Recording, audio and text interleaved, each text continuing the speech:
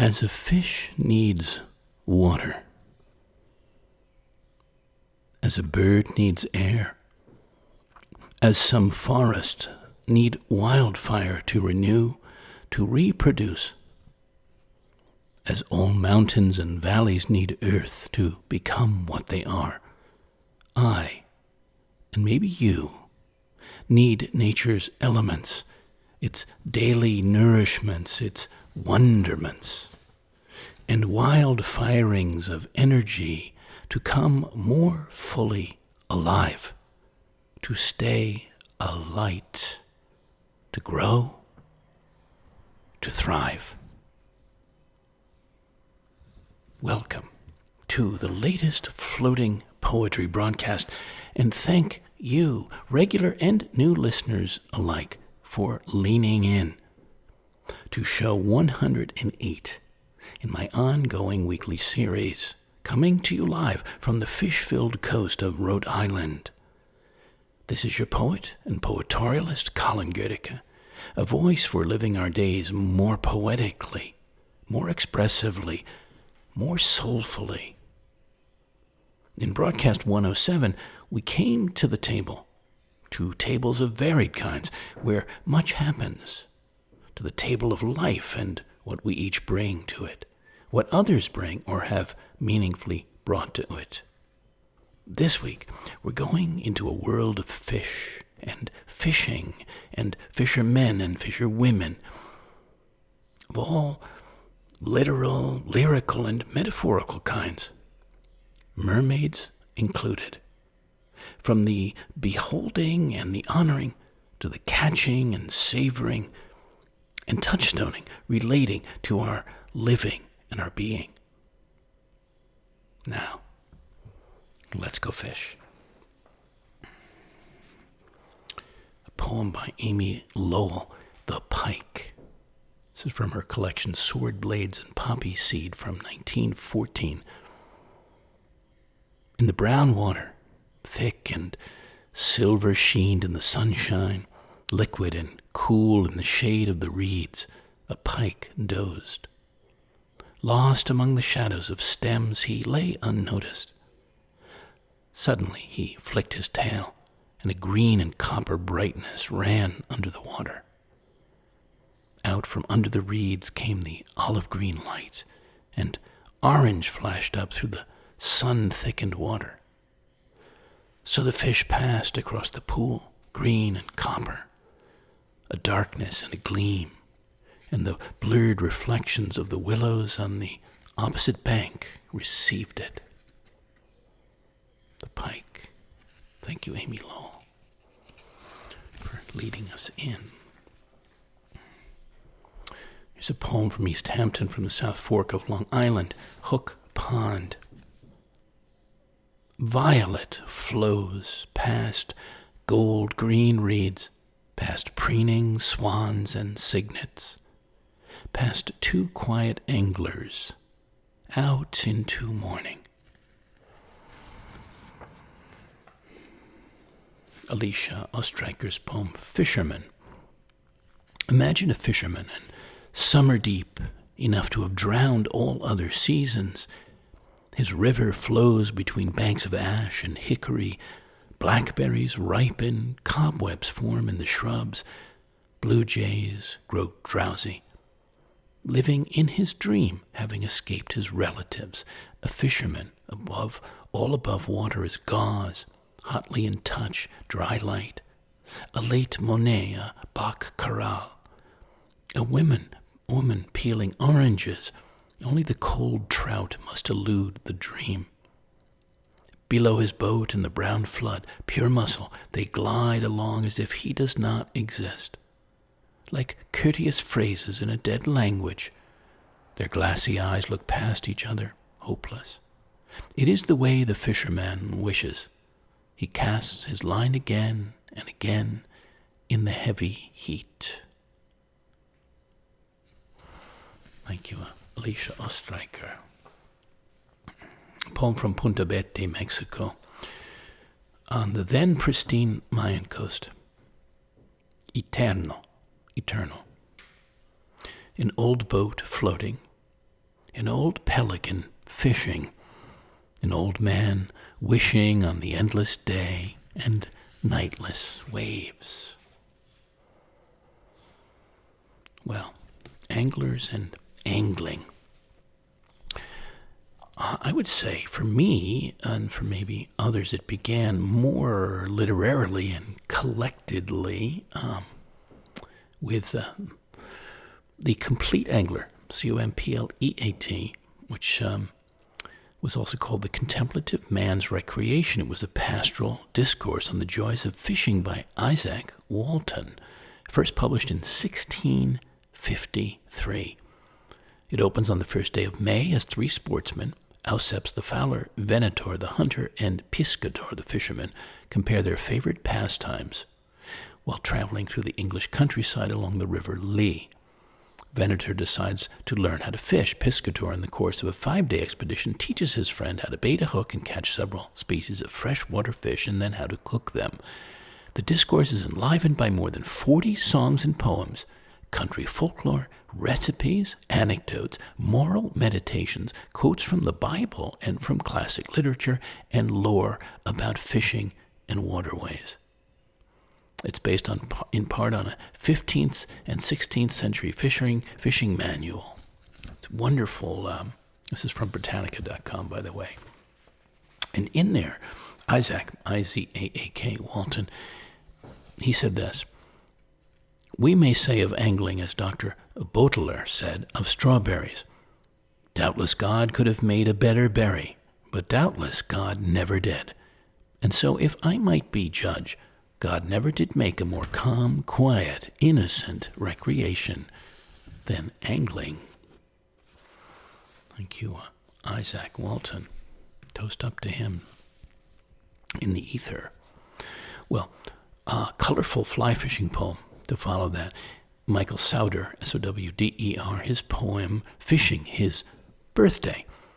With Adams, Cadiz, Tricos, Light Cahills, Blue Wing Olives, Royal Coachman, Chartres, Trudes, Green Drakes, Blue Duns, Black Gnats, Nancy Quills, Joe's Hoppers, Yellow Humpies, Purple Shoots, Prince Nymphs, Pheasant Tails, Eileen Hare's Ears, Telecos, Flashbacks, Jennifer's Muddlers, Frank Bugs, So Bugs, Zug Bugs, Autumn Splendors, Woolly Worms, Black Buggers, K's Gold Zuddlers, Clippers, Tippet, Flotant, Spools of Leader, Tin Shot, Lead Shot, Hemostats, Needle Nose, Rod, Reel, Vest, Net, Boots, Caps, Shades, and Waders, Gore-Tex Shell, and one bent Macanudo. I wade in a swirl of May-colored water, cast a fine gray quill, the last tie of my father. Michael Sowder. Well, dear listeners, we have many engaging and enlivening things as far as I'm concerned that we can range through, that we can cast through together here. Fish and fishing, fishermen, fishing allusions, life metaphors, the joys and gestures and of them and more, including settings and scenes. So here's a few of those latter. This is marsh music. It's a poem from Kiowa Island, South Carolina, May 1999. This is for old friends Billy and Jinx Bryan of the day. Marsh music. Listen to the snare drum swishes of sea wind on salt grasses, the thrum of palms, riffs and rambles of mockingbird, blackbird, cardinal, jay, uh-ohs of fish crows, wee-oodles of wrens in three-quarter time, and boat-tailed grackles racketing from the rafters of loblolly pines. After sunfall, the tides and tunes change. A black mud and saltwater soft shoe takes hold. Fiddler crab feet crackle over the flats, while snapping shrimp sound the beat. Tree frogs harmonize with crickets, and now and then the air allows in a blue note of nighthawk or heron. Marsh music.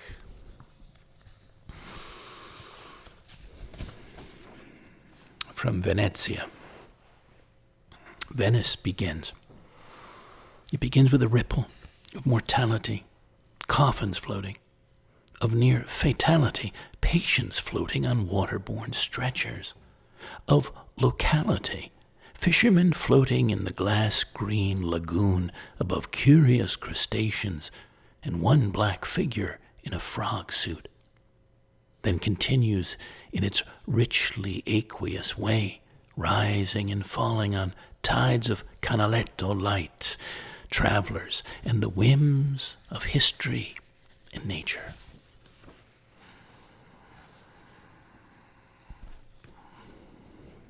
Elizabeth Bishop's poem At the Fish Houses. Although it is a cold evening, down by one of the fish houses, an old man sits netting his net in the gloaming, almost invisible, a dark purple-brown, and his shuttle worn and polished. The air smells so strong of codfish it makes one's nose run and one's eyes water. The 5 fish houses have steeply peaked roofs, and narrow, cleated gangplanks slant up to storerooms and the gables for the wheelbarrows to be pushed up and down on. All is silver. The heavy surface of the sea, swelling slowly as if considering spilling over, is opaque. But the silver of the benches, the lobster pots and masts scattered among the wild, jagged rocks, is of an apparent translucence like the small old buildings with an emerald moss growing on their shoreward walls. The big fish tubs are completely lined with layers of beautiful herring scales, and the wheelbarrows are similarly plastered with creamy, iridescent coats of mail, with small, iridescent flies crawling on them. Up on the little slope behind the houses, set in the sparse, bright sprinkle of grass, is an ancient wooden capstan, cracked, with 2 long bleached handles and some melancholy stains like dried blood where the ironwork has rusted. The old man accepts a lucky strike. He was a friend of my grandfather. We talk of the decline in the population and of codfish and herring while he waits for a herring boat to come in. There are sequins on his vest and on his thumb. He has scraped the scales, the principal beauty, from unnumbered fish with that black old knife, the blade of which is almost worn away. Down at the water's edge, at the place where they haul up the boats, up the long ramp descending into the water, thin silver tree trunks are laid horizontally across the gray stones, down and down, at intervals of 4 or 5 feet. Cold, dark, deep, and absolutely clear, element bearable to no mortal, to fish and to seals. One seal particularly I have seen here evening after evening. He was curious about me. He was interested in music, like me, a believer in total immersion. So I used to sing him Baptist hymns. I also sang A Mighty Fortress is Our God. He stood up in the water and regarded me steadily, moving his head a little. Then he would disappear, then suddenly emerge almost in the same spot with a sort of shrug as if it were against his better judgment. Cold, dark, deep, and absolutely clear, the clear, gray, icy water. Back, behind us, the dignified tall firs begin, bluish, associating with their shadows. A million Christmas trees stand waiting for Christmas. The water seems suspended above the rounded gray and blue-gray stones. I've seen it over and over, the same sea, the same slightly indifferently swinging above the stones, icily free above the stones, and then the world. If you should dip your hand in, your wrist would ache immediately. Your bones would begin to ache, and your hand would burn as if the water were a transmutation of fire that feeds on stones and burns with a dark gray flame. If you tasted it, it would first taste bitter, then briny, then surely burn your tongue. It is like what we imagine knowledge to be, dark, salt, clear, moving, utterly free, drawn from the cold, hard mouth of the world, derived from the rocky breasts forever, flowing and drawn, and since our knowledge is historical, flowing and flown. The fish houses, thank you, Elizabeth Bishop. Well, we have the eating of fish and of swimming things, right, from the sea and other waters. So, apropos, here's a few things. Frozen fish. This is a New York City poem. Locked in a block of ice with its brethren, a silver snapper peers out from under wraps before the thaw and pan sauté and disappearing act down the gullets of urban gourmets with splashes of oil and chilled Vouvray. frozen fish. And one of my favorites about oysters is the Seamus Heaney's poem, the Irish poet. Oysters, our shells clacked on the plates. My tongue was a filling estuary. My palate hung with starlight as I tasted the salty Pleiades. Orion dipped his foot into the water. Alive and violated, they lay on their bed of ice. Bivalves, the split bulb and philandering sigh of ocean, millions of them ripped and shucked and scattered. We had driven to that coast, through flowers and limestone, and there we were, toasting friendship, laying down a perfect memory in the cool of thatch and crockery. Over the Alps, packed deep in hay and snow, the Romans hauled their oysters south of Rome. I saw damp panniers disgorge the frond-lipped, brine-stung glut of privilege, and was angry that my trust could not repose in the clear light, like poetry or freedom leaning in from the sea. I ate the day deliberately, that its tang might quicken me all into verb, pure verb. Thank you, Seamus Heaney. Well, speaking of oysters, I needed to look up some notes on a wonderful book by Mark Kurlansky, The Big Oyster, History on the Half Shell, as we speak a bit of mollusks, of bivalves. And this is about the optimism of the oyster. This is from the Marginalian. Well, in that book, he says some good things. He says, I suppose that when the sapid and slippery morsel, which has gone like a flash of gustatory summer lightning, glides along the palate, few people imagine that they are swallowing a piece of machinery, and going machinery too, greatly more complicated than a watch. The history of New York oysters is a history of New York itself, its wealth, its strength, its excitement, its greed, its thoughtlessness, its destructiveness, its blindness, and, as any New Yorker will tell you, its filth. This is the history of the trashing of New York, the killing of its great estuary. New York is a city that does not plan. It creates situations and then deals with them. Most of its history is one of greedily grabbing beautiful things, destroying them, being outraged about the conditions, tearing them down, then building something else even further from nature's intention in their place. A fresh oyster from a clean sea fills the palate with the taste of all the excitement and beauty, the essence of the ocean. If the water is not pure, that too can be tasted in the oyster. So if someday New Yorkers can once again wander into their estuary, pluck a bivalve, and taste the estuary of the Hudson and all the, quote, freshness and sweetness that was once there, the cataclysm humans have unleashed on New York will have been at last undone. Thank you, Mark Kurlansky. Wonderful read. He's written so many books. There was one about salt, many other topics for one type of food, and he goes into a deep dive, so to speak. Well, I'm curious how you might feel about oysters and what they conjure up for you. You can send me a note if you want to. Well, let's go to Italy again for a moment, to the Amalfi Coast. This was an experience that I had in Positano, quite lyrical, quite magical one summery September. Maybe you've been there, or you can imagine being there, or you have some place of your own that's quite magical and lyrical that you love to touch back into. This is a vino bianco con pesce, white wine with fish. The vino locale arrives, fizzy, white, filled with peaches, mozzarella and lemon leaves, local fishes, orate, spigola, all grilled to blissfulness. The cold melon, a succulent kiss full of dolce vita. We watch the sun from the shade, the silky bathers who bask and wade, before we launch back in the red-sailed fishing boat the way we came. Vino bianco con pesce. Sarah Rise has this poem, Fish Fry Daughter. Holiday Inn Kitchen, the day I am born. My father is frying fish for a party of 17 when the call comes from the hospital. He stays until the batter is crispy, cold salad scooped on platters, rye bread buttered. Dad never told me this story.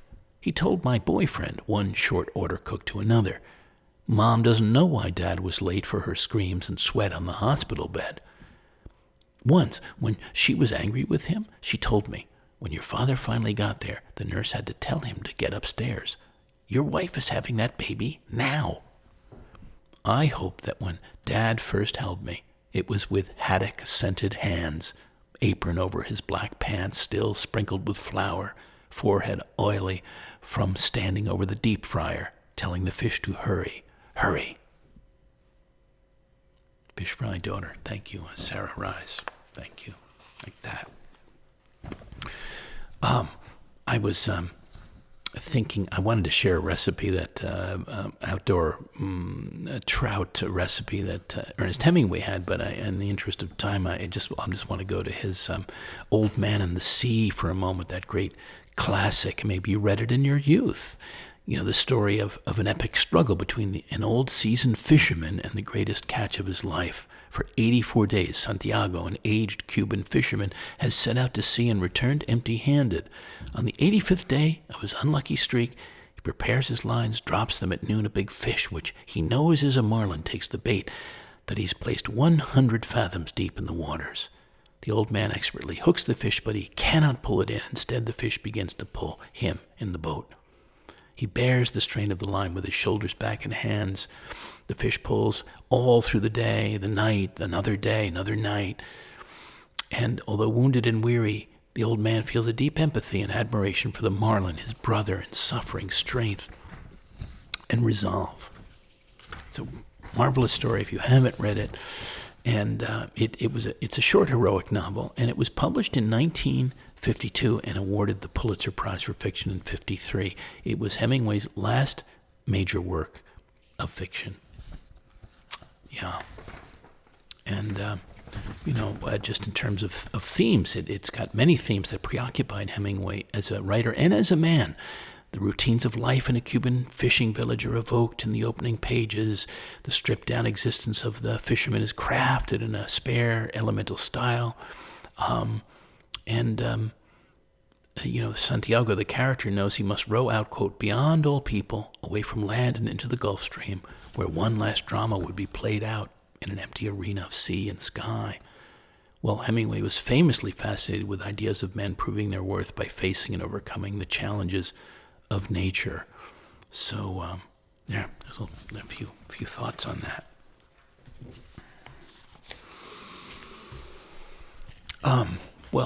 What of not just fish as a whole, I would say, but each one singularly, with its own life, its own identity. Yes, a marine animal with consciousness and sentience. I felt this one July day and wrote this poem. Fish eye. Staring out into space from the blankness of the lonely tank where it lies, an eye and a fish, which suddenly clicks right as I approach to make a momentary connection with another eye and a man, each wondering what the other sees through their looking glass. Fish eye. I think to bow as in a form of grace to the creatures of the waters that feed us, always remembering their beauty and aliveness beforehand. This is inside the fish. This is from Tulum, from Mexico.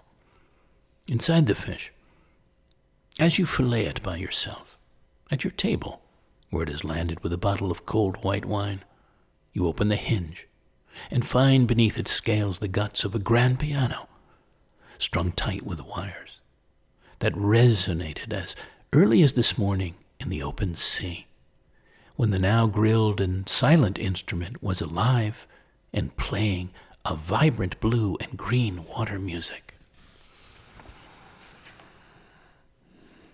Yes, I say, let us celebrate in each and every fish, every kind of sea creature, edible or otherwise. What say you, dear listeners? The starfish, a single starfish, pink eye open, washed from the sky of the sea onto the sand, all mauve and cream, returned now by hand, stretching its nubbly star fingers at the first feel of the cool green flowing ocean.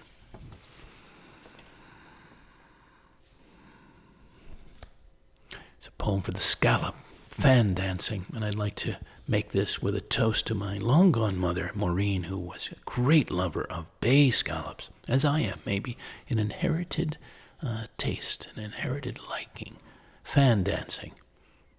Free of the rocks, ropes, and sedentary ways of their near and distant relations, they propelled themselves in their firm, sweet flesh through fresh and briny waters, keeping their 50 blue-green eyes open to evade the 5-fingered clutches and fatal embraces of peckish starfish, while they glide and jete, white, speckled and striped, in the most fanciful fan-dancing form.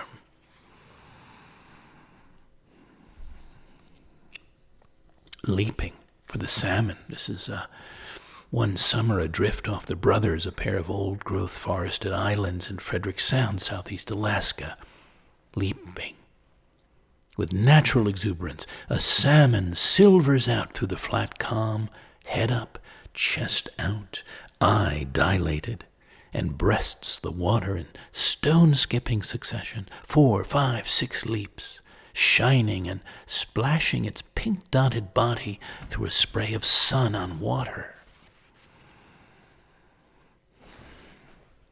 Well, friends, have you thought or felt much about the pure beauty and innocence, presence of fish and other sea creatures, of their life force, of their precious place in nature and the web of life? Not just as a commodity or a National Geographic novelty. Consider how fish and marine beings as species have been around far longer than man, than we humans. Have you ever been fishing, and if so, or are an angler of some kind, surfcaster, fly fisherman, or other? What does the art, the sport, the experience of it give you? How does it engage, move, satisfy you? What life lessons has it taught you, if any, light or dark? And speaking of life, of fishing, not just as ancient tradition, but as life metaphor, what are you fishing for these days yourself, inside yourself, in your feelings, your thoughts or memories, your imagination, or outside you, in your relationships, recreations, work, elsewhere? What lines, dream lines, wishings are you casting into your future? Or could you cast?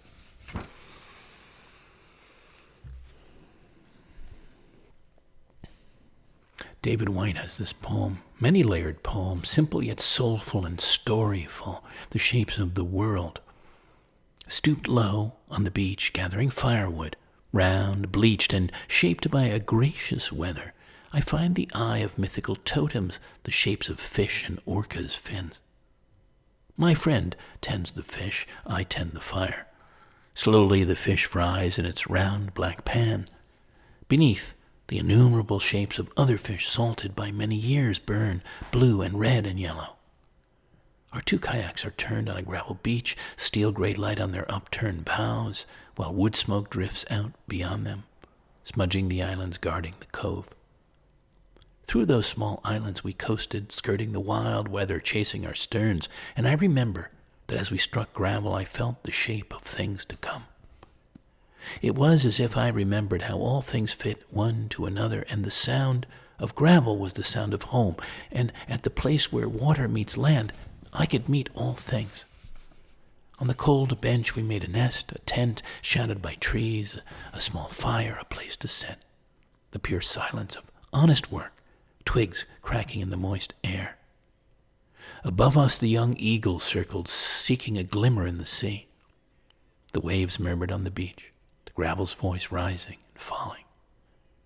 When we find a home like this, it must be that the old ones come by, join us on the rough log seats, throw their arms round our shoulders, speak lovingly of the eagle, laugh between mouthfuls of fish. Tell us to go back, tell the old stories, how the shapes of the world can speak. Thank you, David White. I love that poem. Always happy to share that. How about this piece by Michael Schmidt? You with knees of a fish. You with the knees of a fish, you with the fish's ears, the tongue in your round mouth that's nibbling the sweet air. You with the fish's patience on your side under the hot plank or the keel, hook in your lip, and your tail twitching like a bothered lily, and the taste of your own bleeding on the air, salt on the sweetness. You with the fish's voice, singing and still your aria, and the blue-silver flecks of light, the water's scales, breathing the breeze abundant and not for you. You with a hook, absurd, you with lidless, mercuried eyes, and the reel whistles the tall man's cast at you. Thank you, Michael. Schmidt.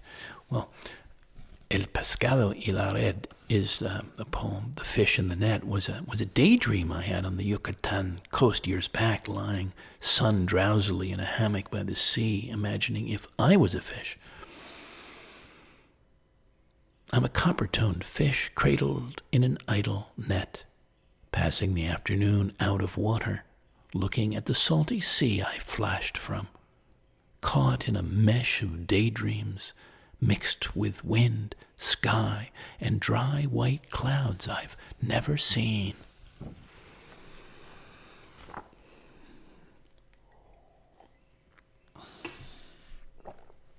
Sean Pittard, Pittard, the silver fish. I killed a great silverfish, cut him open with a long, thin knife. The river carried his heart away. I took his dead eyes home.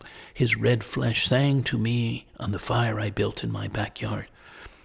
His taste was the lost memory of my wildness. Behind amber clouds of cedar smoke, Orion drew his bow.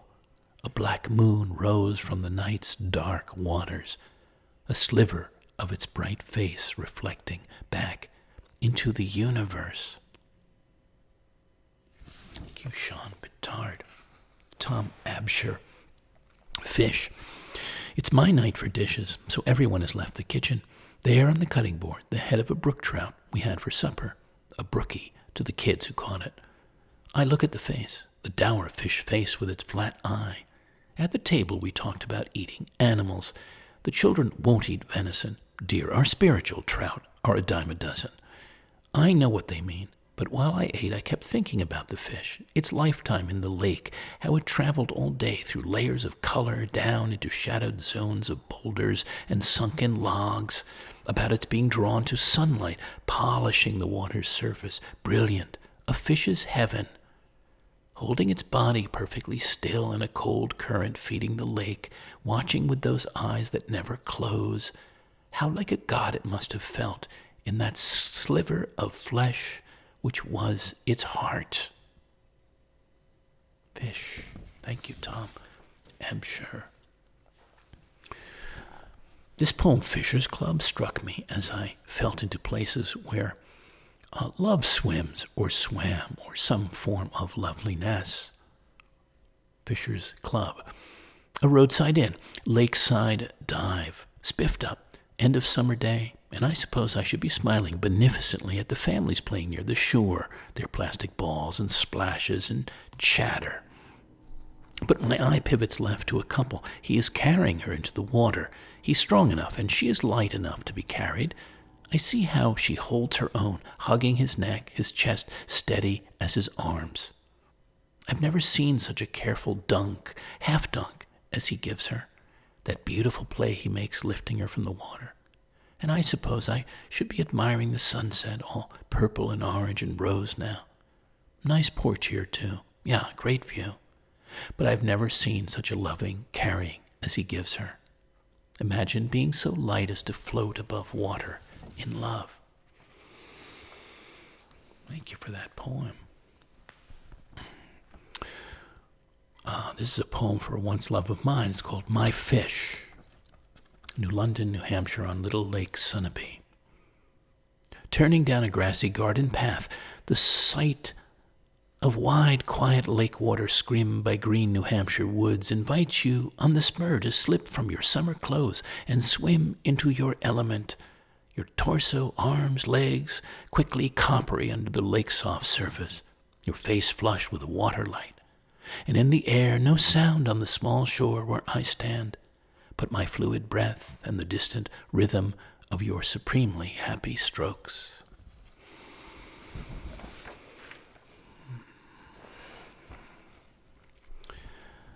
The next is a poem for a soul sister of mine on her birthday this very spring, for Irvi Wu. It may resonate in you or about someone like this that you may know. This is called Loves and Fishes. This is your time. We're letting the joy you find from all your loves in life greatly and divinely multiply, not least entering, as you often do, with rod, reel, and boundless zeal, the salty ocean and the bright silver lives and flows of fishes, that you take care to honor in the catching and cooking, honor and savor in the feasting, as you do every day with everything and everyone dear to you. With the loaves of abundance, life keeps giving, and you, with your rare heart and large spirit, keep expanding, keep sharing. Loves and Fishes. And then, by David White, one more, on a shared note of abundance, yet a call to giving out our kindness. So vital now. Loaves and fishes. This is not the age of information. This is not the age of information. Forget the news and the radio and the blurred screen. This is the time of loaves and fishes. People are hungry, and one good word is bread for 1,000. Thank you, David White. Well, I live by this, and it's a large reason why I create and freely share these weekly floating poetry broadcasts. People are hungry, and one good word is bread for 1,000.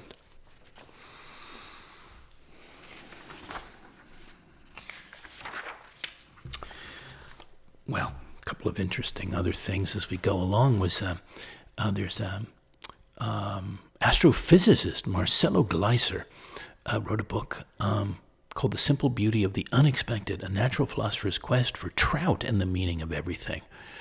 It's on the transcendence of nature, and fishing is a metaphor for the pursuit of knowledge.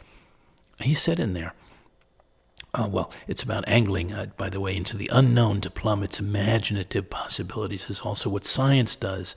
At the age of 11, before he became a theoretical physicist, he grew enchanted with fishing as a portal, quote, into a spiritual dimension of being, a way to transcend in the clutch of time. He said fishing teaches us to be patient, tolerant, humble, key qualities needed in research. How often do fishermen go to the water with their rods, dreaming of the day's catch, only to come home empty-handed? Likewise, how often do scientists passionately explore an idea for days, weeks, months, years even, only to be forced to accept that it leads nowhere? Notwithstanding the frequent failures, and just as in fishing, they keep coming back, even if the odds for success are pretty low.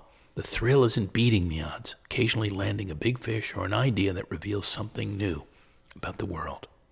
Very interesting book. Marcelo Gleiser, Gleiser.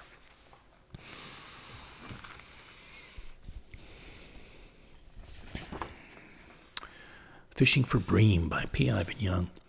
We sit on the spillway, the red and white bobbers lilted by the wind, while some force beneath the water brings everything to attention, the tight line, the echoed rings, conjuring tension inside us. And when I touch the rod, a living strangeness, a quivering, unseen tugs at my imagination, not receiving but sending some impulse down the line into the muddy water. And when the sunfish erupts, I've made the spangles of water, the verdant scales, the shudder of tail fin and light. We build fish all afternoon, threading hooks, looping line into a tight noose, running gills down the stringer into an opalescent chain of glimmering emerald bodies.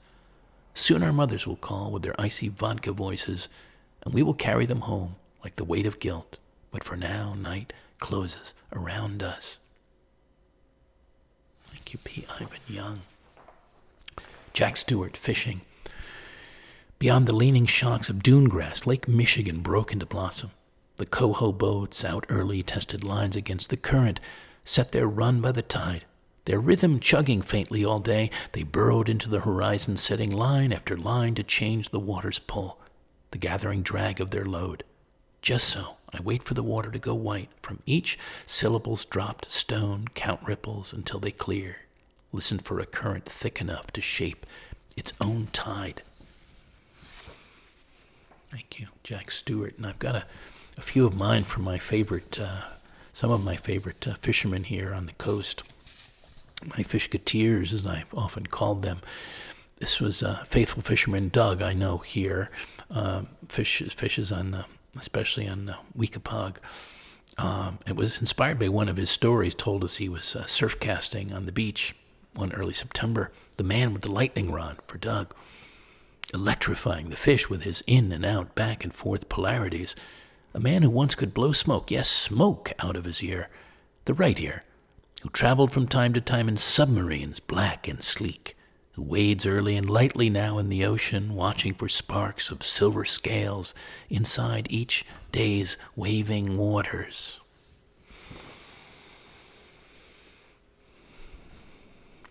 Here's the good doctor I wrote for Dr. Steve Marone, horse doctor, animal helper. A spry 79, here in his waders, chasing the running schools of mackerel up and down the beach, like a youngster, casting with joy into the same waters he's been fishing since boyhood, then with his father, now solo, with his own good and bright smiling spirit. The good doctor. This is for the three fishketeers, Ken, Doug, and John, catching mermaids. What was the strangest thing you ever caught, I asked. Years ago, an eel pout, one of you said. And a kingfish. A Jack Crevalle, said another. I bet you never caught a mermaid, I said. And if you did, you wouldn't throw her back. Well, said the third fishketeer, stroking his chin. Not right away.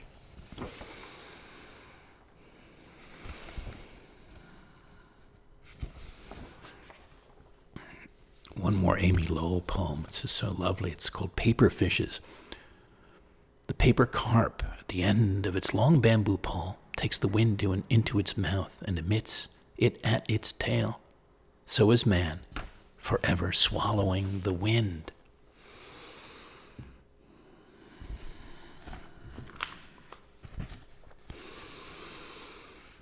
All right, I'm going to save this for another time. It's a lovely poem by Lee Ann Rorapog called Dream Carp, but I don't think we're going to have time for that tonight, so I'm going to pass on that. I'll give you one more from these parts. For all fishermen, it's called Singing the Blues. It's told from the point of view of a fish, of a bluefish in particular. Wishing, I know, for my silver blue flash, wicked sharp teeth frisk and fight with your line, the electric feel of reeling me in through the morning surf to the sandy shore, and holding me aloft, well hooked and wide-eyed, a gleaming trophy held restlessly captive to show your fellow fishermen, to smile at before you cast me back, as some of you do, into my native waters, my salty, cursive waters. And shy of this thrill, dreaming you will, and singing the blues of down below blues till you do.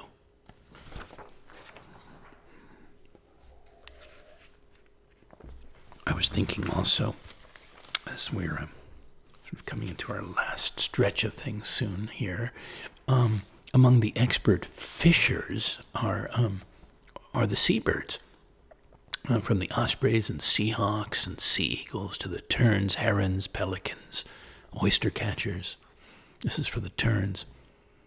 Superb spearfishers in black caps, gray fins, who rise, hover, dive so precisely through the salt air into a point of waving ocean, sea light and glimmering fish, into a sudden flash of yellow, blue, silver, then a swift white lift back into sky.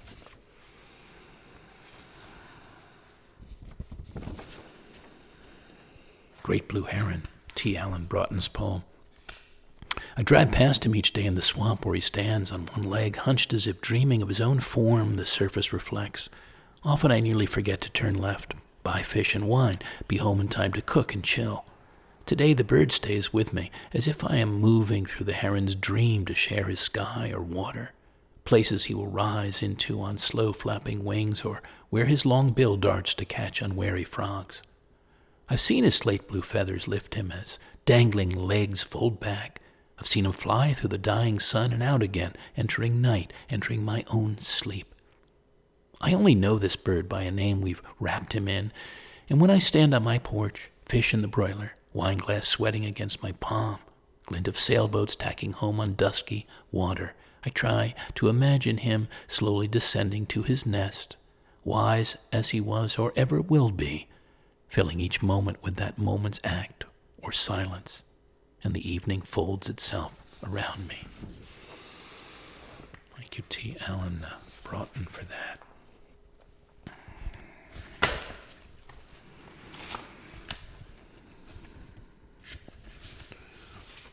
Well, dear listeners, shall we give thanks for all the fish in the sea and on our plates and all the life that gives us life and aliveness?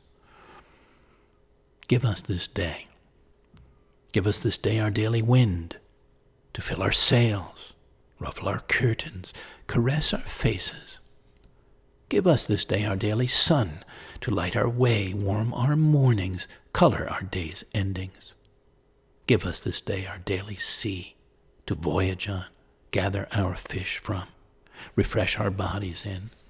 This new day of simply living on the earth, of breathing in this earth and all its givings. Give us this day to openly, gladly receive these gifts.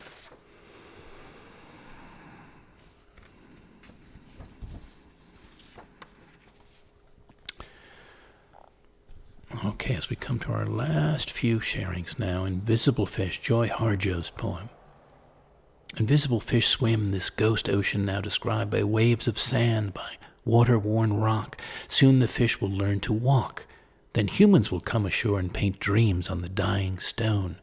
Then later, much later, the ocean floor will be punctuated by Chevy trucks carrying the dreamers' descendants who are going to the store.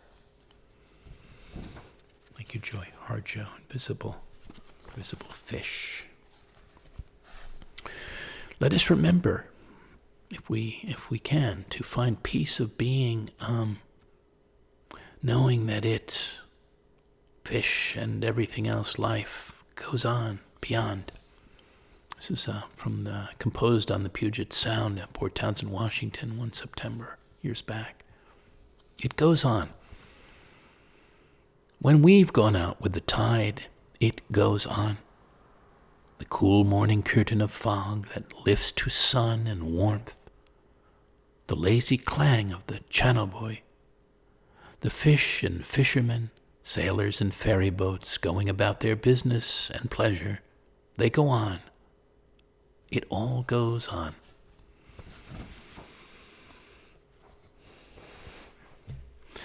And one more David White for us. A song for the salmon. Perfectly, to me, fitting to reprise here for you, for us, and what it evokes may evoke. For too many days now I have not written of the sea, nor the rivers, nor the shifting currents we find between the islands. For too many nights now I have not imagined the salmon threading the dark streams of reflected stars, nor have I dreamt of his longing, nor the lithe swing of his tail toward dawn.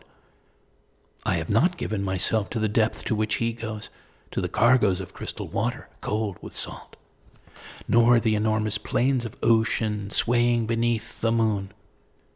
I have not felt the lifted arms of the ocean opening its white hands on the seashore, nor the salted wind, whole and healthy, filling the chest with living air.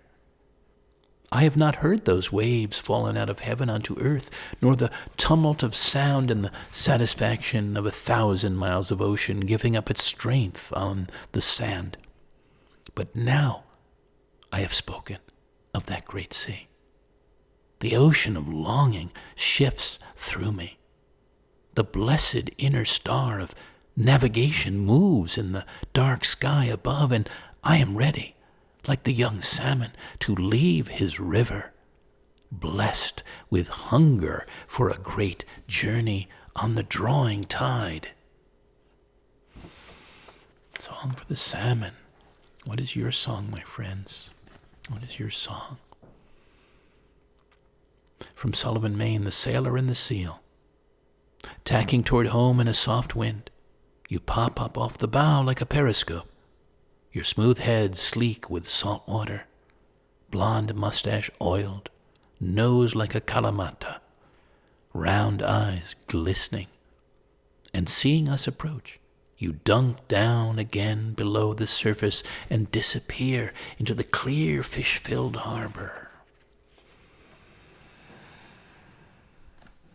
And last for now, one-of-a-kind bicycle ride. This is from Forte dei Marmi from Italy. Sea cycle. A man rides his bicycle on the sea. Salt rubs the tires. Sun reflects on the soles of his shoes as he pedals over starfish and speckled crabs, under seagulls and threaded clouds, past fishermen and upright bathers, until the pier, where he turns left and follows the sun down over the horizon. Sea cycle. Well, thank you again for leaning in, floating and feeling in, casting your line in here, and for the appreciations of all kinds you show, from sharing these broadcasts with others to commenting to donating. If you'd like to offer a thought, compliment, or question, please do. My email is colin@thepoetorialist.com. To give thanks with a contribution, wonderful, because they help me keep these free programs going. You can donate by Venmo to Fivefold, Fivefold, at pipeline.com, or by PayPal, or directly through my site, thepoetorialist.com, and the Donate tab, or by mail to me at P.O. Box 1032, Westerly, Rhode Island 02891. Any patrons move to host me as a working artist, a poet in residence, on a given property for a given time this summer, autumn, or winter, to create a new flight of poetic art and dedicate it to you, and add my poetic spirit to a particular place, please reach out to discuss the possibilities. I can also serve selectively as a virtual artist in residence, a poetic presence for select online communities. Meanwhile, you can hear all the broadcasts online, on YouTube, on the Floating Poetry playlist. I hope you'll lean in soon again.